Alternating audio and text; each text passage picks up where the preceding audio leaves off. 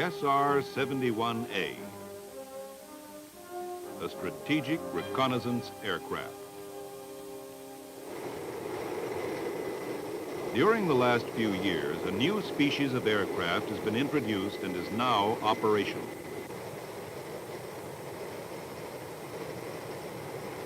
Designed to seek information vital to the planning of future military operations, this vehicle has taken its place in the United States Air Force Strategic Air Command.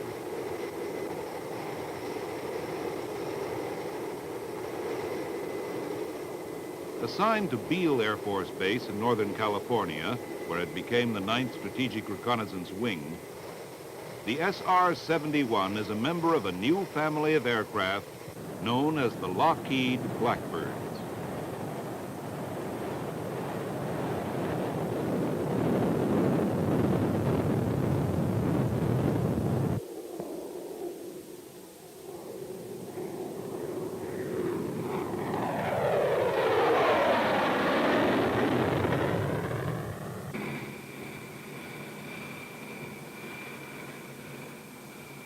Introducing many new and forward steps in aircraft, engine, and equipment design,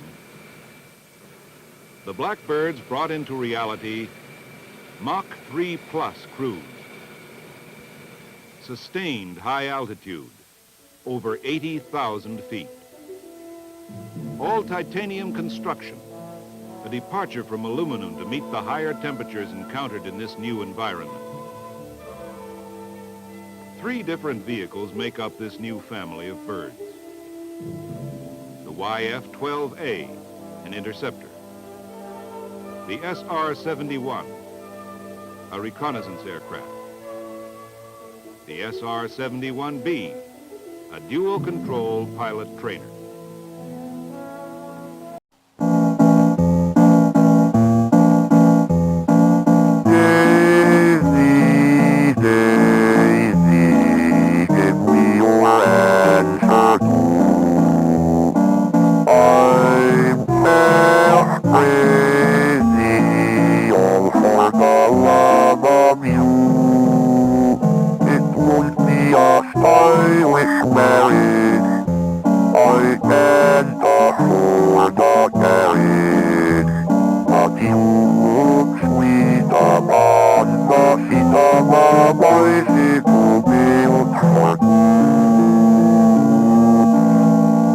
Common to each model is basic size, J58 engine, air refueling capability, internal subsystems, speed and altitude envelope, and a crew of 2.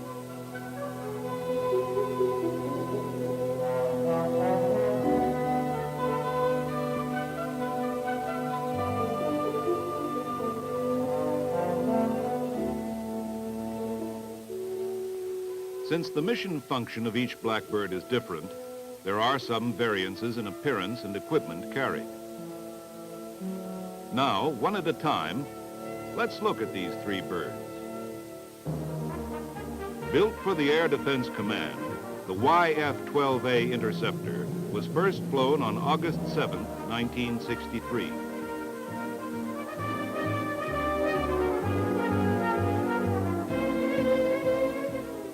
Delivered to the Air Force for a flight test program, these aircraft were first announced by President Johnson in February 1964. They were then shown to the press at Edwards Air Force Base.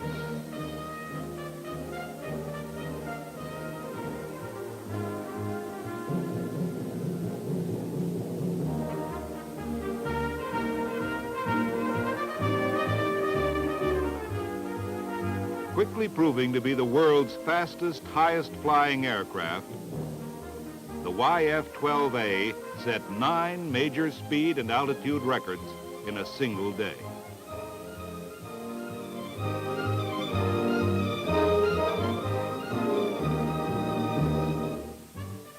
Now, let's look at the YF's mission function. Housed in the nose is the ASG-18 radar for fire control guidance. Carried aloft internally is the AIM-47 missile for aerial launch.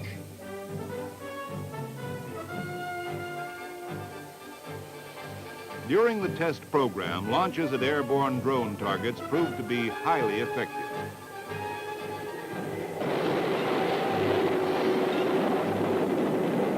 Target acquisition was demonstrated at extreme distances, above and below the launch platform, at ground level, and at high altitude, both over land and over water.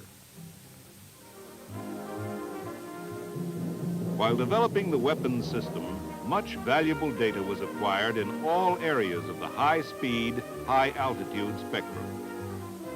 Information relative to sonic booms, air currents aloft, high-speed navigation, skin heating and cooling, engine inlet configuration, various data vital to the development of future programs.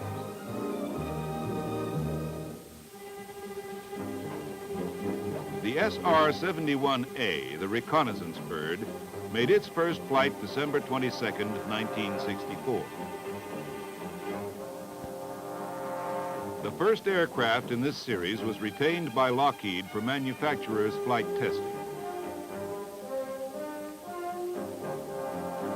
The Air Force Systems Command at Edwards Flight Test Center received the number 2 aircraft for operational testing.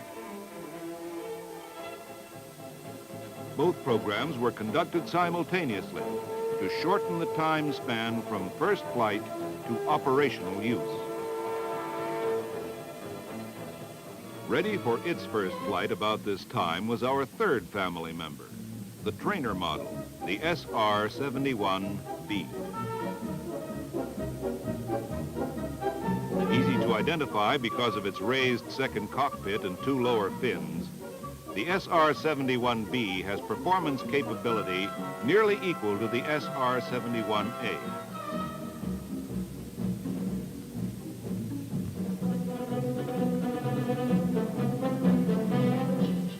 Pressed into service immediately, training pilots for the 9th Strategic Reconnaissance Wing, the B model began operating at Edwards during 1965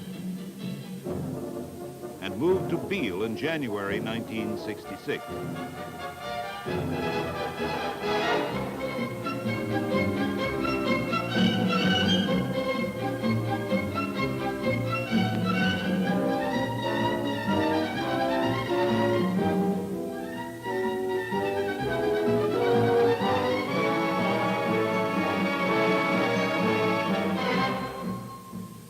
First appearing about the time the nearby Oroville Dam was completed, SRs have now become a familiar sight in the Northern California skies.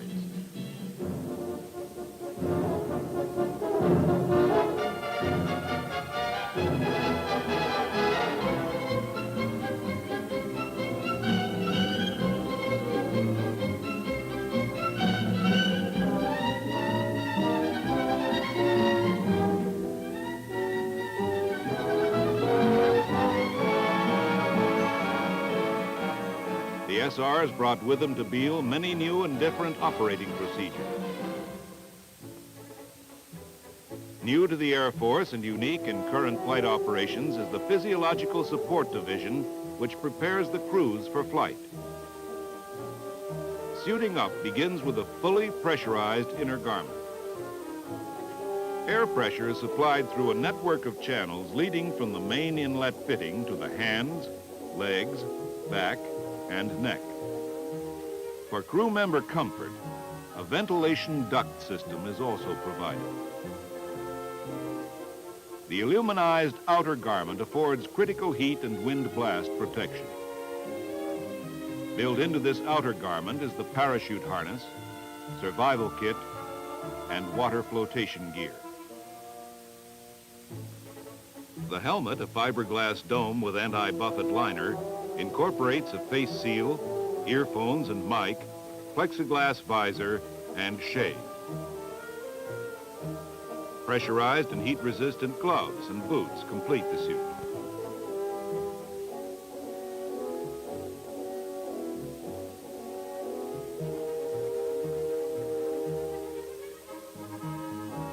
Here, a checkout is made to make sure all valves, lines, and fittings are operating properly. Also to check for leaks. For ground walk-around, the attached portable unit ventilates the suit. It can also supply oxygen to the helmet if pre-breathing is required.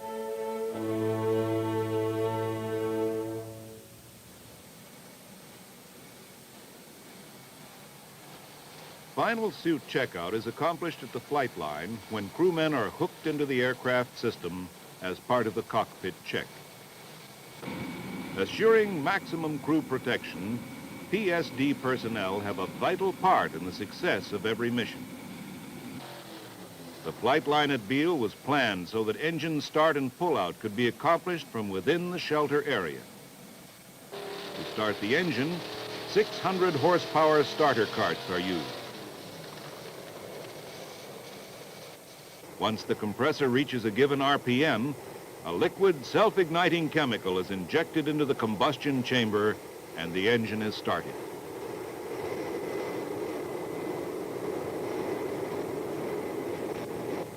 Designed as an all-weather aircraft, rainy days and low ceilings do not prohibit flights of the SR-71. Pre-flight checkout is completed by the launch crew near the end of the runway. With the cockpit located well forward, pilot visibility is excellent.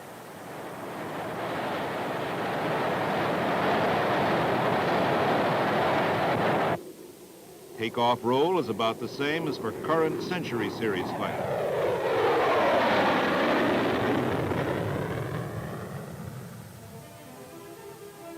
After liftoff, climb to cruise altitude is quickly accomplished.